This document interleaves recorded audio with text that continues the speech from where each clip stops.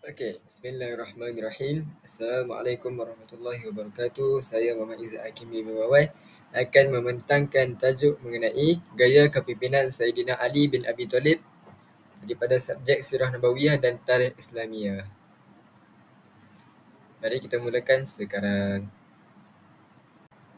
Okey, yang pertama kita tengok dulu kepada pengenalan Sayyidina Ali bin Abi Talib. Sayyidina Ali bin Abi Talib ni merupakan khalifah keempat dalam Khulafa' Ar-Rasyidin dan merupakan salah satu sahabat yang terdekat dengan Nabi Muhammad SAW. Sayyidina Ali ni lahir pada tahun 600 Masihi di Mekah dan merupakan sepupu sekaligus menantu Rasulullah SAW selepas menikah dengan puteri baginda iaitu Fatimah Az-Zahra. Beliau ni memerintah selama 5 tahun dalam suasana konflik politik. Dalam pada itu juga Sayyidina Ali ni merupakan kanak-kanak yang pertama masuk Islam dalam sejarah Islam waktu dakwah Nabi SAW. Okey, kita masuk kepada konflik yang berlaku pada era pemerintahan Khalifah Ali bin Abi Talib. Yang pertama kita ada konflik pembunuhan Khalifah Uthman bin Affan. Seperti yang kita tahu, Khalifah Uthman bin Affan ni merupakan khalifah yang ketiga dalam Khulafa' Ar-Rasyidin. Okey. Apa yang berlaku dalam konflik ini?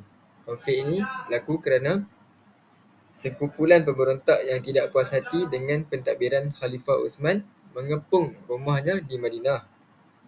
Mereka ni mendakwa Sayyidina Uthman ni mengamalkan nepotisme iaitu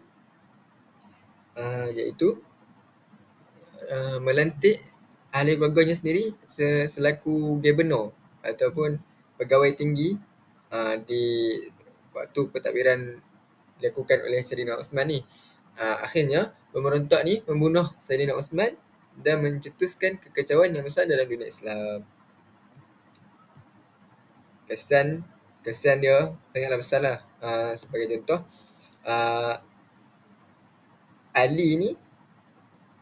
Sayyidina Ali ni dilantik sebagai khalifah dalam keadaan yang tegang. Sekaligus antara sebahagian sahabat, terutamanya Muawiyah bin Abi Sufyan, enggan mengiktiraf Ali sebagai khalifah kerana pembunuh Sayyidina Uthman belum lagi dihukum.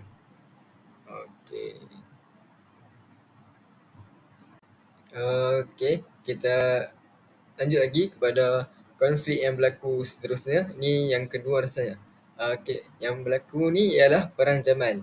Perang Jamal ni berlaku antara Sayyidina Ali dengan Sayyidatina Aisyah, iaitu isteri Nabi kan. Apa yang berlaku? Aisyah radhiyallahu anhu ni bersama Talhah dan juga Zubair menuntut agar Ali segera menghukum pembunuh Sayyidina Uthman tadi itulah. Mereka mengumpulkan pasukan dan bergerak ke Basrah untuk mengatur pasukan mereka. Ali cuba berunding secara damai tetapi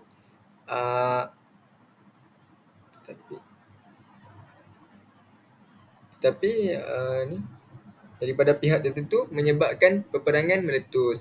Perang ini dinamakan Perang Jamal kerana Aisyah berada di atas unta ketika pertempuran berlaku. Okey, ada banyak lagi peristiwa yang berlaku tapi dalam slide ni saya hanya meletakkan dua sahaja. Kesan dia, peperangan ni mengorbankan Zubair dan Talha. Selepas tu peperangan ni dimenangkan oleh pihak Ali lah kan. Aisyah ni Sayyidatina Aisyah dikembalikan ke Madinah dengan penghormatan oleh Ali. Lepas tu Ali juga semakin mendapat sokongan oleh para sahabat. Okey, kita masuk kepada isi yang paling penting lah, iaitu metodologi kepimpinan yang digunakan oleh Khalifah Ali bin Abi Talib dalam menangani konflik perpecahan ini. Mari kita masuk sekarang. Okey, kita ada metodologi yang pertama Metodologi pertama yang digunakan oleh Sayyidina Ali ialah memegang teguh prinsip keadilan dan kebenaran.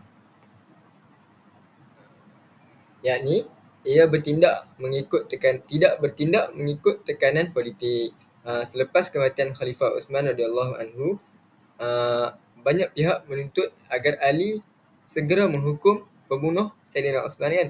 Tetapi Ali menolak untuk menghukum tanpa proses yang adil kerana suasana pada ketika itu masih tidak stabil.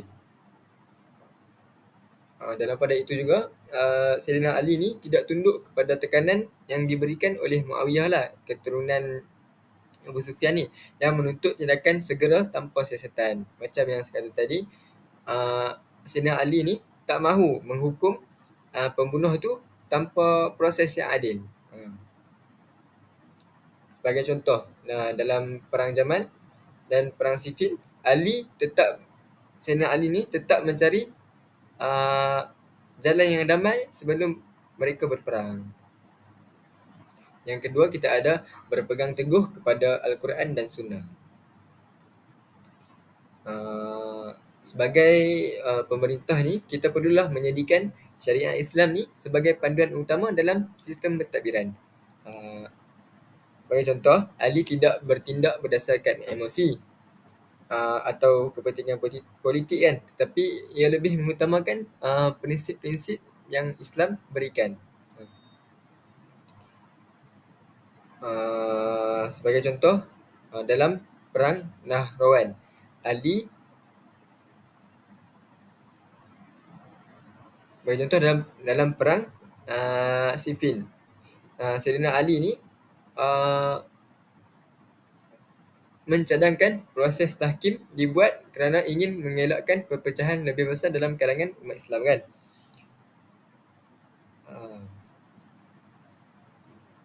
Okey. Ini pemimpin haruslah berpandukan ajaran Islam dan bukan sekadar strategi politik sahaja dalam pentadbiran. Okey. Yang ketiga, kita ada ketegasan terhadap golongan pelampau. Sayyidina Ali ni ingin menghapuskan ancaman golongan-golongan yang ekstrim lah dalam agama ni. Sebagai contoh, selepas Perang Siffin, munculnya puak-puak Khawarij, iaitu puak yang menentang Ali kerana menerima tahkim. Golongan ni menjadi ancaman kerana mereka mengkafirkan umat Islam yang tidak bersetuju dengan mereka. Macam tu, umat-umat Islam yang tidak bersetuju dengan pandangan-pandangan mereka ni terus dikafirkan oleh mereka tanpa ada duduk berbincang lah, terus dilabelkan kafir. Sayyidina Ali ni pernah cuba berdialog dan memberi peluang kepada mereka untuk kembali ke pakai jalan lah, puak Khawarij ni, tetapi Sayyidina Ali ni terpaksa melawan mereka dalam Perang Nahrawan. Sebagai contoh, dalam Perang Nahrawan ni, Sayyidina Ali hanya menyerang setelah mereka melakukan keganasan terhadap umat Islam. Pengajaran dekat sini, pemimpin haruslah tegas terhadap golongan yang mengancam kestabilan dan keselamatan negara. Yang keempat, kita ada pula merendah diri dan menghormati lawan politik.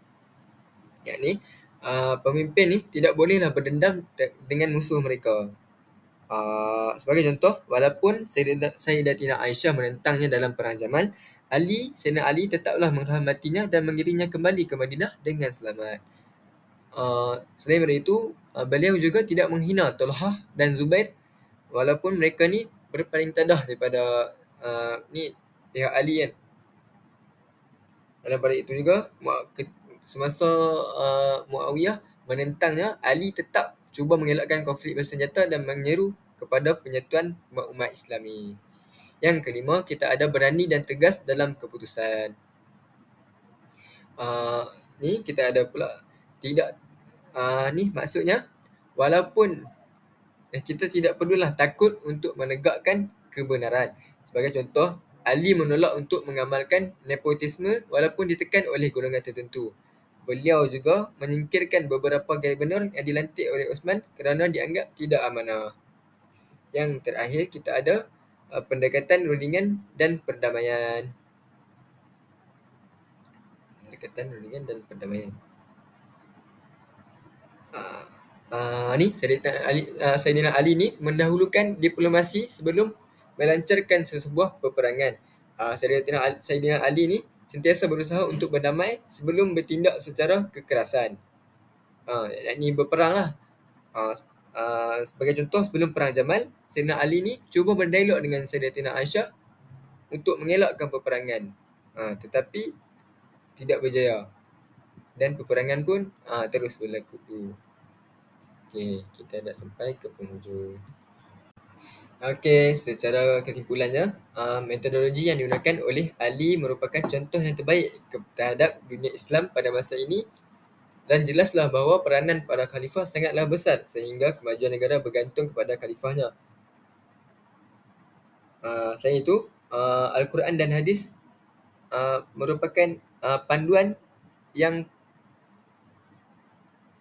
sangat betul lah yang patut menjadi rujukan kepada para pemimpin dalam mereka punya pemerintahan. Saya rasa hanya sekadar itu sesi pembentangan saya pada kali ini. Sekian, terima kasih.